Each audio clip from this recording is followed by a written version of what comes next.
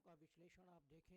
जय श्री राम मित्रों, आज हम बात करने जा रहे हैं एक बहुत महत्वपूर्ण विषय, राम मंदिर की प्राण प्रतिष्ठा का जो मुहूर्त है उस पर। 550 वर्षों के पश्चात वह घड़ी आखिरकार आ ही गई, जब भगवान राम का मंदिर जो बनकर तैयार हो चुका है और उसकी प्राण प्रतिष्ठा का मुहूर्त निर्धारित किया जा चुका है। तो आज हम इस पे चर्चा करेंगे कि वह जो मुहूर्त है उसका हमारे देश पर और इस पृथ्वी पर क्या प्रभाव पड़ेगा। 550 वर्षों के पश्चात वह घड़ी आ ही गई, जब भगवान को अपना घर वापस मिल रहा है। प्राण प्रतिष्ठा के मुहूर्त का आज हम ज्योतिषीय विश्लेषण करेंगे और जानेंगे कि इस मुहूर्त में ऐसी कौन सी खूबियां हैं जो भारत को प्रगति के पथ पर आगे लेकर जाएंगी। देश में जब भी कोई बड़ी घटना घटित होती है तो उसका प्रभाव पूरे देश पर पड़ता है।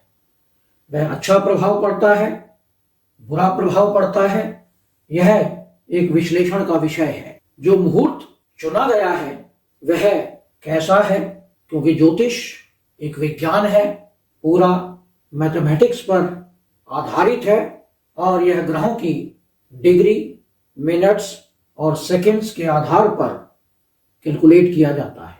पंडित गणेश्वर शास्त्री द्रविड़, जिन्होंने राम मंदिर के प्राण प्रतिष्ठा का मुहूर्त निर्धारित किया है, 22 जनवरी 2024 दोपहर को 12:29 और 8 सेकंड से लेकर 12:30 और 32 सेकंड तक, यानी यह मुहूर्त लगभग 84 सेकंड्स का है, यानी 84 सेकंड्स। उस दिन शुक्ल पक्ष द्वादशी है और इसे हम कर्म द्वादशी भी कहते हैं। और इसी दिन भगवान विष्णु ने कूर्म अवतार लिया था। इस दिन 2 बड़े योग भी बन रहे हैं।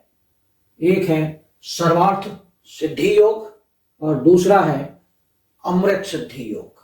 तो इन योगों में मुहूर्त निर्धारित किया गया है और बहुत सुंदर बात है कि यह अभिजीत मुहूर्त भी है। भगवान राम का जन्म अभिजीत मुहूर्त में ही हुआ था और भगवान कृष्ण का जन्म रात्रि के अभिजीत मुहूर्त में हुआ था। तो अभिजीत मुहूर्त का भी अपना एक महत्व है। तो आइए बात करते हैं मुहूर्त में ग्रहों की स्थिति कैसी है और वह ग्रह हमारे देश पर और सनातन समाज पर क्या प्रभाव डालने वाले हैं। मेष लग्न, जिसमें यह मुहूर्त निर्धारित किया गया है, लग्न में देवगुरु बृहस्पति है। नवम भाव के स्वामी देवगुरु बृहस्पति और लग्न के स्वामी नवम भाव में है, यानी लग्नेश और नवमेश एक दूसरे के साथ राशि परिवर्तन करके बैठे हुए हैं।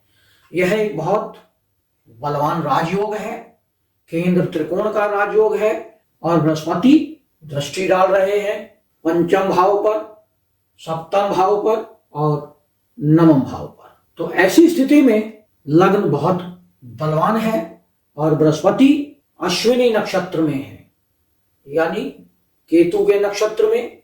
और केतु वैसे भी मोक्ष कारक ग्रह है, तो मोक्ष कारक ग्रह की नक्षत्र में बैठना और केतु का छठे भाव में जाना, यानी शत्रुओं का पूर्ण रूप से नाश होगा। यह लगन बलवान है और साथ में चतुर्थ भाव का स्वामी चंद्रमा, जो दूसरे घर में उच्च का हो गया है और वह भी बलवान स्थिति में है, अपने मित्र के नक्षत्र में है, यानी मृगशिरा नक्षत्र में है। मंगल का नक्षत्र है मृगशिरा और मंगल नवम भाव में विराजमान है, यानी चंद्रमा भी धर्म से संबंध बनाए हुए है। चंद्रमा से 12वें भाव में देवगुरु बृहस्पति है। जैसा कि हम सब जानते हैं, चंद्रमा मन का कारक है और 12वें भाव में जो कि हमारा व्यय स्थान है, वहां बृहस्पति है। तो मन का व्यय होना, मन हमारा व्यय कहां होगा? मन हमारा धर्म में व्यय होगा, क्योंकि देवगुरु बृहस्पति चंद्रमा से 12वें भाव में बैठे हुए हैं।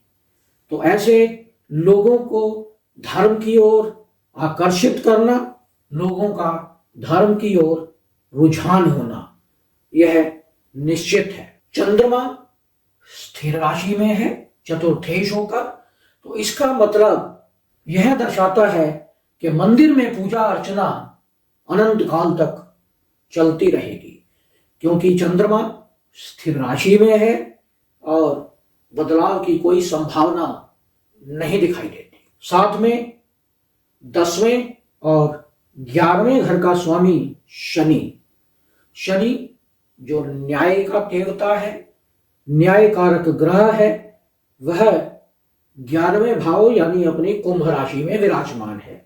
11वां भाव वृद्धि का स्थान है और वृद्धि स्थान का स्वामी वृद्धि स्थान में, यानी ऐसी स्थिति में आर्थिक स्थिति बहुत अधिक बलवान होने वाली है। आर्थिक स्थिति केवल धन से ही नहीं, धर्म से भी, क्योंकि लाभ स्थान का स्वामी धर्म स्थान के स्वामी को देख रहा है।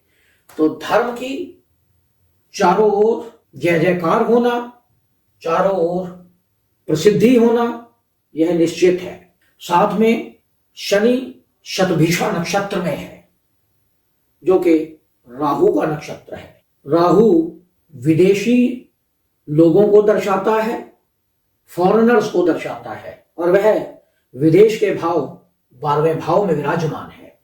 तो इसका अर्थ इस मंदिर में विदेशी भक्तगण बहुत अधिक आएंगे, जिसके कारण मंदिर में, आसपास के लोगों में और पूरे देश में अर्थव्यवस्था का बहुत अधिक सुधार होगा। शनि न्याय के देवता हैं और धर्म के देवता बृहस्पति को देख रहे हैं।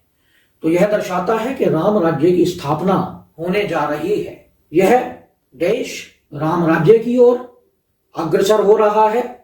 शनि पंचम भाव को भी देखता है और अष्टम भाव को भी देखता है, जिसके कारण मंदिर के विरुद्ध कुछ षड्यंत्र भी रचे जा सकते हैं, क्योंकि अष्टम भाव षड्यंत्र का है। अष्टम भाव का स्वामी मंगल 9वें भाव में है। तो कुछ लोग षड्यंत्र रचने में कामयाब भी होंगे, कुछ अप्रिय घटनाएं भी घटित होंगी, जिसका विश्लेषण हम फिर कभी करेंगे। आज हम केवल मंदिर के मुहूर्त पर बात कर रहे हैं। शुक्र जो कि द्वितीयेश और सप्तमेश है, और साथ में बुध 9वें भाव में विराजमान है।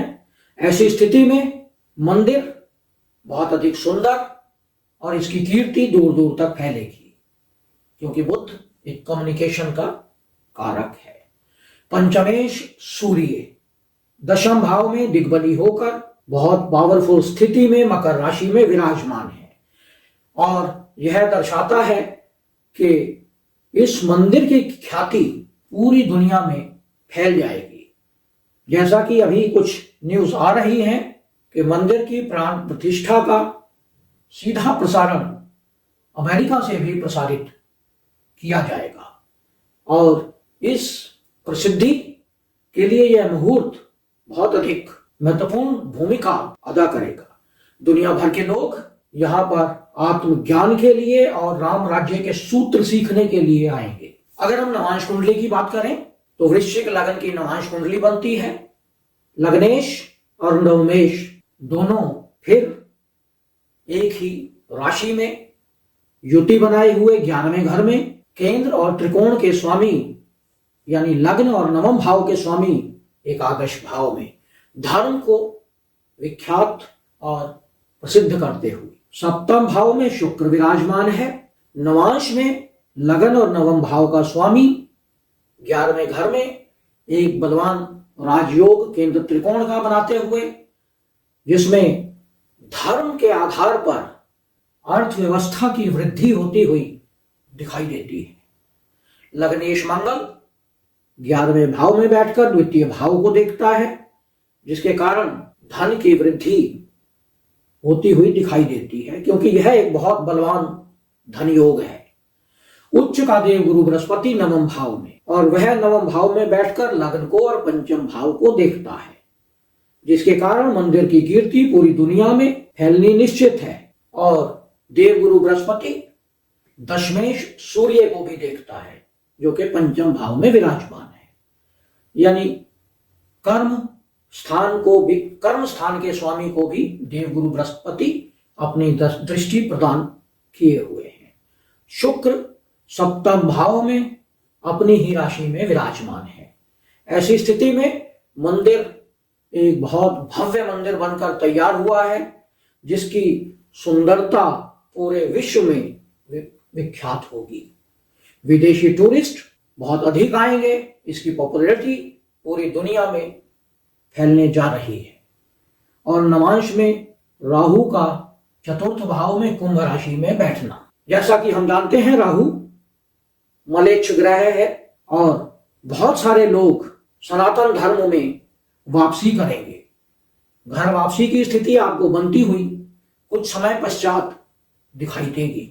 इस मंदिर की पॉपुलैरिटी इतनी अधिक होगी कि लोगों में जेलसी होने लगेगी। इस मंदिर की पॉपुलैरिटी के कारण पूरे देश की अर्थव्यवस्था पर बहुत सकारात्मक प्रभाव पड़ेगा। मंदिर निर्माण के लिए सिंह राशि और कुंभ राशि एक बहुत महत्वपूर्ण योगदान देती है।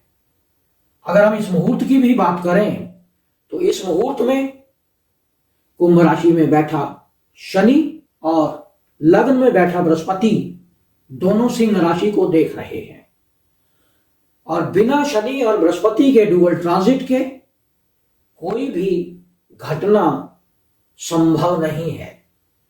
वह कभी भी परिपूर्ण नहीं हो पाती जब तक शनि और बृहस्पति अपने डुअल ट्रांजिट से उसे देख ना ले। जब देवगुरु बृहस्पति कुंभ राशि में विचरण करते हैं तो हरिद्वार में महाकुंभ का मेला लगता है, और मुहूर्त के समय दोनों बृहस्पति और शनि सिंह राशि को देख रहे हैं, और इसी को डबल ट्रांजिट कहते हैं। 6 दिसंबर 1992 जब बाबरी मस्जिद गिराई गई थी, उस समय भी शनि मकर राशि में वक्र स्थिति में थे, और वक्र स्थिति में जब वह अपने पिछले घर से प्रभाव देते हैं तो वह कुंभ राशि को देख रहे थे, और साथ में देवगुरु बृहस्पति सिंह राशि में बैठकर कुंभ राशि को देख रहे थे।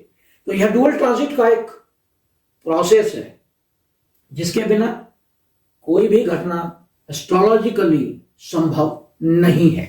और अगर हम इस मुहूर्त के आधार पर कुछ और गणनाएं करें तो यह दिखाई देता है कि चतुर्थ भाव जो हमारा देश है, चतुर्थ भाव से हम देश देखते हैं, सिंहासन देखते हैं, तो उसकी वृद्धि होती हुई हमें दिखाई देती है। ऐसी स्थिति में अखंड भारत आगे बढ़ता हुआ, और सबसे पहले आपको इसी वर्ष पाक ऑक्युपाइड कश्मीर भारत का हिस्सा बनता हुआ दिखाई देगा, और कुछ समय पश्चात कुछ और देश जो भारत का हिस्सा थे और अब नहीं है, वह भी भारत का हिस्सा बनने के लिए आग्रह करेंगे। यह बहुत महत्वपूर्ण भविष्यवाणी है। इस वीडियो को आप संभाल कर रखिएगा, आने वाले समय में यह सब होने जा रहा है। तो यह था विश्लेषण भगवान राम के मंदिर के प्राण प्रतिष्ठा के मुहूर्त का। मुहूर्त किस प्रकार रहने वाला है, और इस मुहूर्त में हमारे देश को और हमारे देश के वासियों को क्या लाभ मिलने वाला है। यह विश्लेषण आपको कैसा लगा इसमें कमेंट करें। यदि आपने हमारे चैनल को सब्सक्राइब नहीं किया है तो सब्सक्राइब करें, साथ में नोटिफिकेशन बेल को अवश्य दबाएं, जिससे आने वाले सभी वीडियो आपको मिलते रहें। जय श्री राम।